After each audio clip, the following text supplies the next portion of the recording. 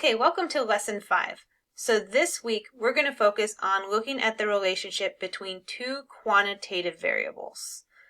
So that's what we mean by bivariate. We're specifically looking at two quantitative variables, and we're going to start off by visualizing them. So putting them into a graph that we call scatter plots. So for example, why might we want to look at bivariate data? We might want to look at the relationship between height and weight. I know especially while children are growing, they have those growth charts and they look at both of those. Grades and social networking time. You might look at it the other direction as well. Age of computer and speed of execution. So how fast is your computer going versus how old is it? I know a lot of us might be struggling with that right now.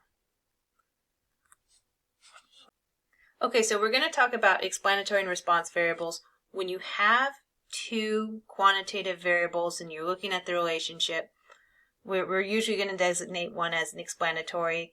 Often if one comes first chronologically or recorded first, that will be your explanatory.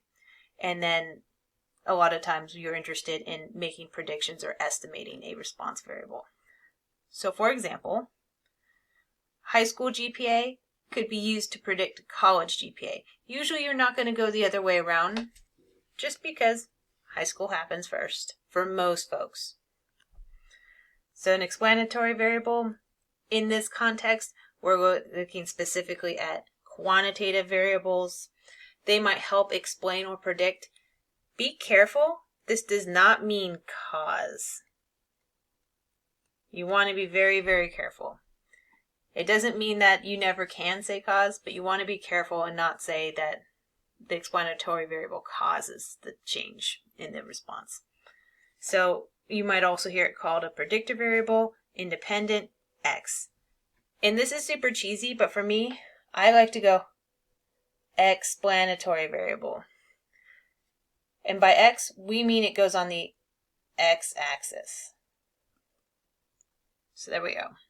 So explanatory, X-axis. Then we have our response variable. It's also going to be quantitative here. There are scenarios where it's not. We're not going to even come close to them in this class, don't worry. And it's a variable that we're interested in estimating or predicting.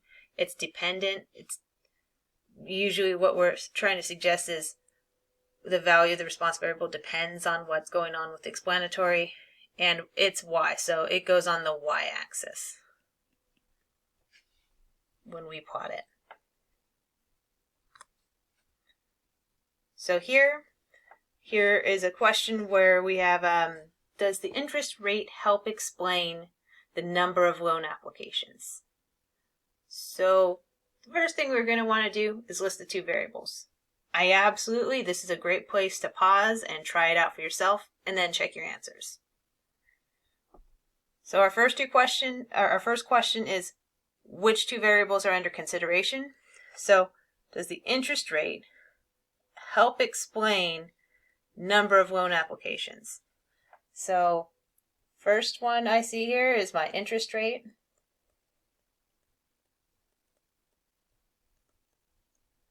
Second one, number of loan applications.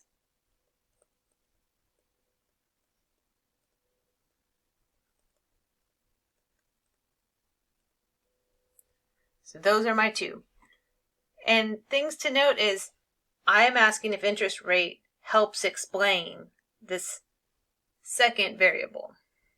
I like to answer which is explanatory first. Absolutely answer them in order. But I want to know if interest rate does the explaining. And what do I want explained? The number of loan applications. So, number of loan applications.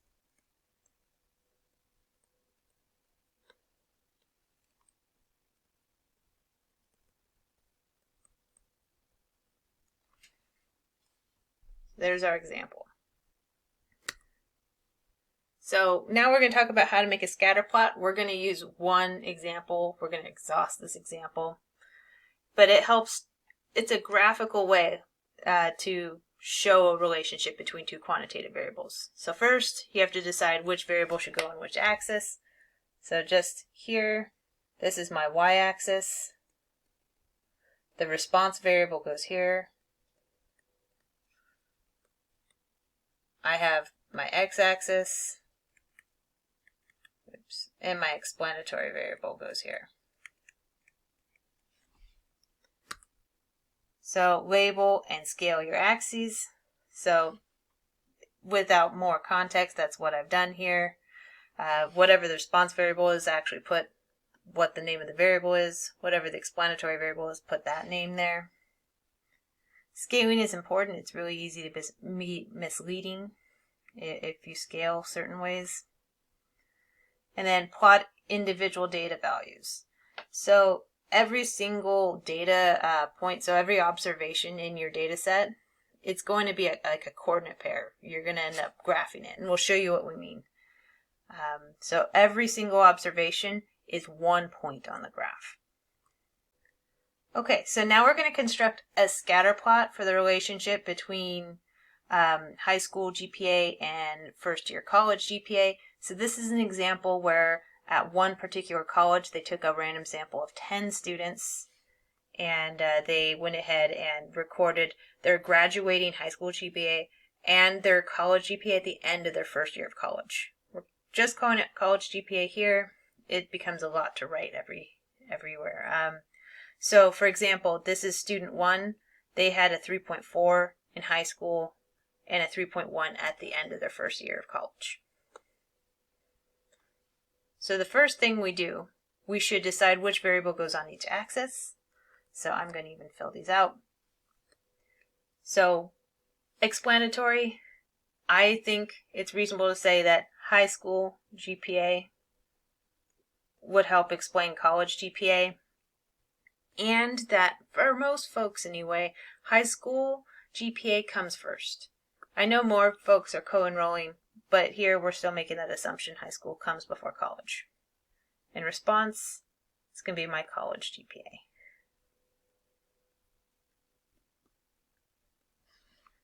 So for example, I have, this is student 10. They had a 3.6 in high school, so I go here. And they had a 3.3 in college, so about here. So that this point will go with that student. And we'll have the same number of points as we have students here. And absolutely handy, if you have a small data set like this, it's not too bad to put into a calculator and have the calculator plot it for you. So making the scatter plot. So, like I just said, every single observation, so like this is student 1, this is student 2, all the way through student 10. Each one is a point. So this is X, this is Y, that kind of idea. So these are X's. The subscripts, Y's. So if I want student 4, they had a 3.3 in high school and a 3.6 at the end of college. So 3.3 in high school, 3.6 in college. That's how we plot it. So interpreting, yeah, there are a lot of arrows. So there are a handful of things. We talk about direction. Specifically, are things positive or negative? So this would be an example of a negative direction. We'll talk specifically about direction. Strength. Do we have a weak relationship between the two variables? Is it strong? Is it somewhere in between? So we'll talk about that. Form. This one's going to be cut into two pretty basic categories. Is it linear? So is it shaped like a line? Or is it nonlinear? So is it curved at all? Not shaped like a line. And then we like to talk about outliers. So if there are any points that are not fitting the pattern, it is useful to make note of them. Note, it doesn't mean that we get rid of them, but we do like to talk about them, like to point out that they're there.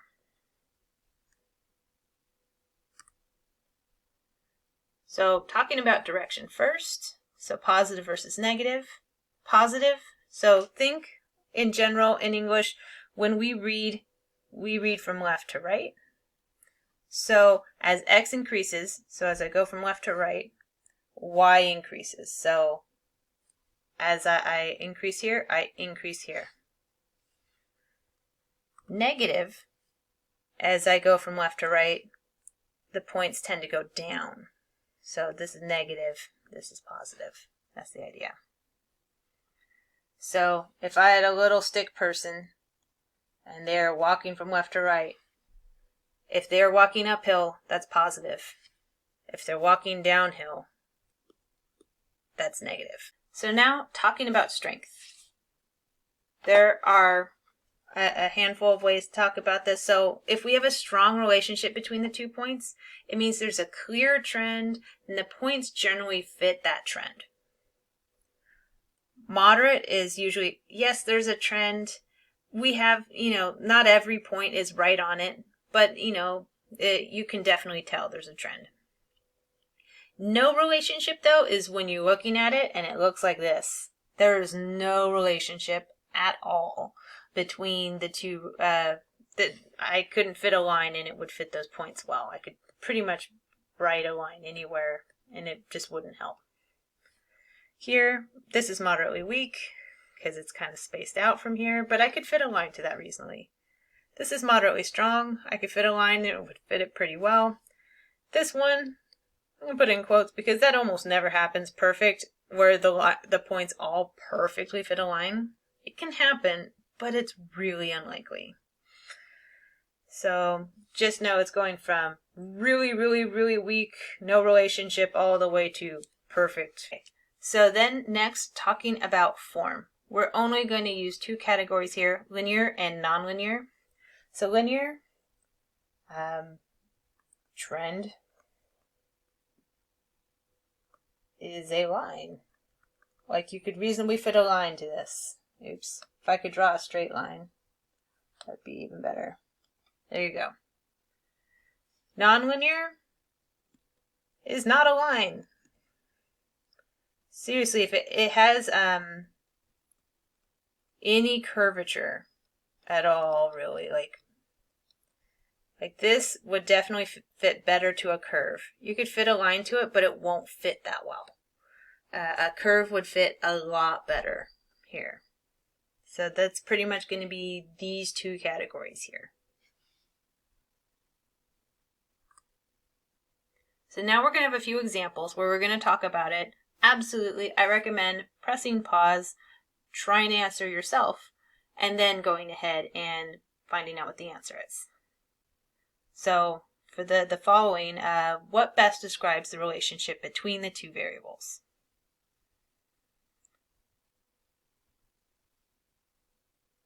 First thing I like to do is I like to sit there and go, could I reasonably fit a line here? And I have had a lot of practice doing this, so you don't have to automatically see everything the way I do. But I would argue, yeah, there's a line there. I wouldn't say, oh my goodness, that is such a linear shape, but I think it's roughly linear there. Because of that, I can go ahead and go, okay, well, it's not A or D, because I would say it's linear.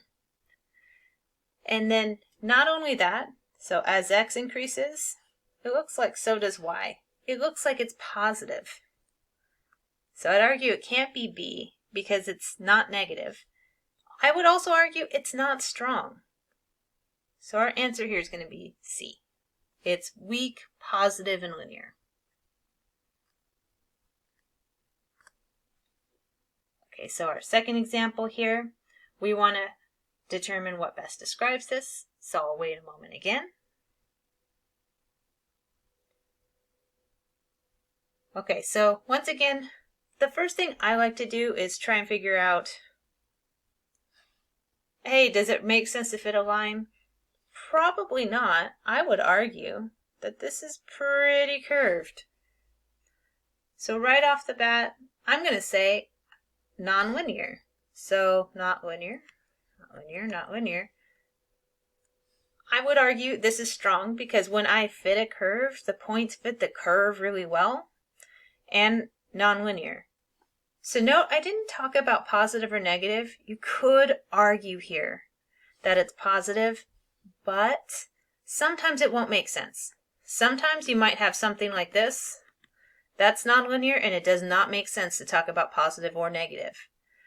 So definitely talking about form when you have linearity makes sense. Talking about form when it's nonlinear tends to be iffier. If it's nonlinear, we don't necessarily expect you to tell us it's positive or negative.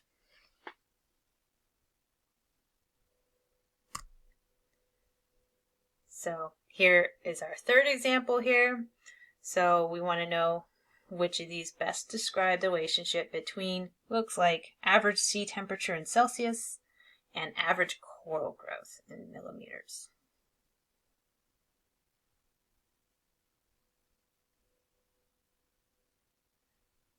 Okay, so first thing I'm going to do, it's pretty much not going to change. I'm going to look at these points. There's not a lot of them. There's only, 7 points on here.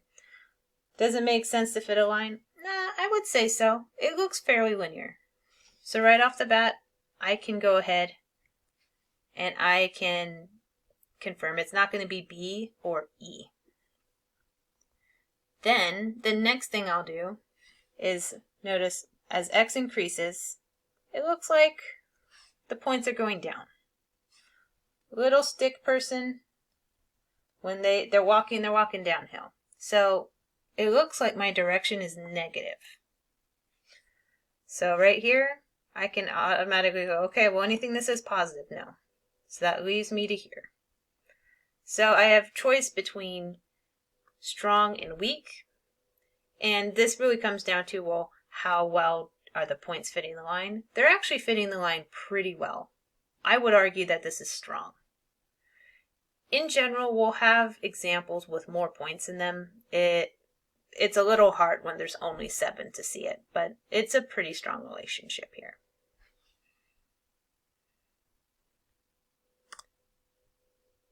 So another example here. Give y'all a second.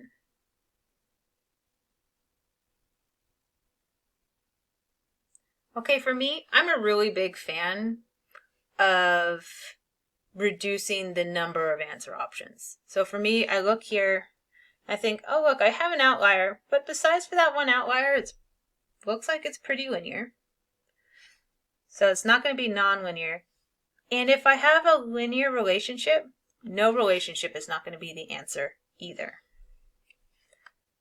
So then what it's going to come down to is that these both say linear, they both say moderately strong. It all comes down to direction. So as X is increasing, Y is decreasing. Little stick person, they're walking downhill. So it's going to be negative. I would argue B. This is moderately strong, negative linear relationship between these two variables, whatever they are. I don't have them labeled here. Okay, so one thing that we like to do a lot is ask you to interpret scatter plots in 1 to 2 sentences. So here we're not asking for bullet points that tell us the form and whatnot. We're asking to put it into a sentence that makes sense. And the way we most typically do it, you could use this format here, is there is we usually talk about strength, then whether it's positive or negative, and then linear or nonlinear relationship between whatever the first variable is and whatever the second variable is. In context. Context absolutely matters. If you read this write-up and it tells you nothing about what problem you're talking about, that's really problematic. So back to this example here with the GPAs, it does look like it is a linear relationship. So not only that, is it looks positive. So for this example, I would write there is I would say moderately strong. Looks fairly strong to me. We have this one sort of outlier here. It's a student that had a lower GPA, not low, but a lower GPA in high school.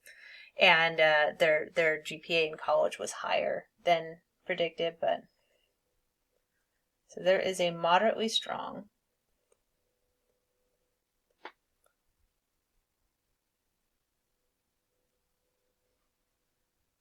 would say positive, oops, I can spell positive, linear relationship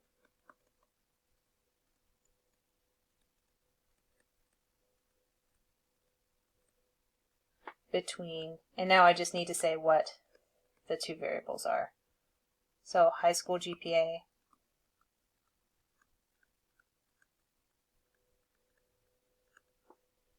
and college GPA.